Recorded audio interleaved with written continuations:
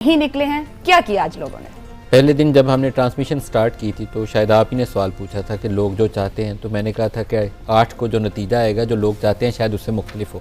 मैं अभी भी उसके ऊपर कायम हूँ, जो लोग चाहते हैं शायद नतीजा उससे मुख्तलिफ हो। जो वोटिंग टर्नआउट के ऊपर भी एक्सपेक्टेशन थी शायद उससे थोड़ा कम है। अभी तक जो फर्स्ट हाफ था उसमें तो ज़्यादा कम था, सेकेंड हाफ में थोड़ा पिकअप हो रहा है, लेकिन आई बिलीव कि may be below 50। Last election में 51 पॉइंट समथिंग था, अभी मुझे लगता है कि शायद 45 समथिंग हो, इससे ऊपर ना जाए। फिर 40s में रहेगा, इससे ऊपर जाता भी लगता नहीं। हो सकता है फार फ्लंग एरियाज़ के नताइज आएँ तो मुख्तलिफ लगे।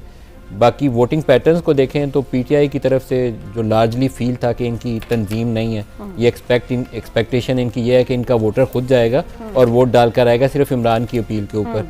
तो मुझे नहीं लगता कि उतनी बड़ी तादाद में ये अपनी मोबिलाइजेशन कर पाएँ। शहरी हलकों में फ़र्क पड़ेगा, जैसे यहाँ पर सलमान नकम राजा का हल्का है तो वहाँ पे एक्टिविटी नज़र आएगी आपको, लतीफ़ खोसा में एक्टिविटी नज़र आएगी आपको, लेकिन ये अक्रॉस पाकिस्तान ये सब जगहों पे ये नहीं होगा।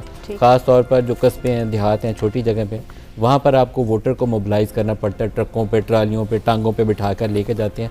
वहाँ पर एक मिसिंग लिंक होगा जहाँ पीटीआई को नुकसान होगा।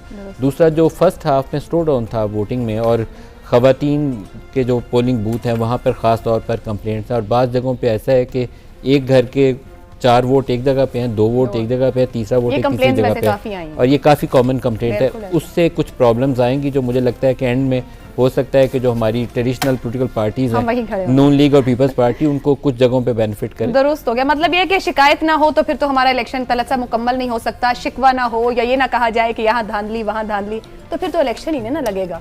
कोई भी इलेक्शन मुकम्मल नहीं होता शिकायत के बगैर। अमेरिका जो बड़ी एक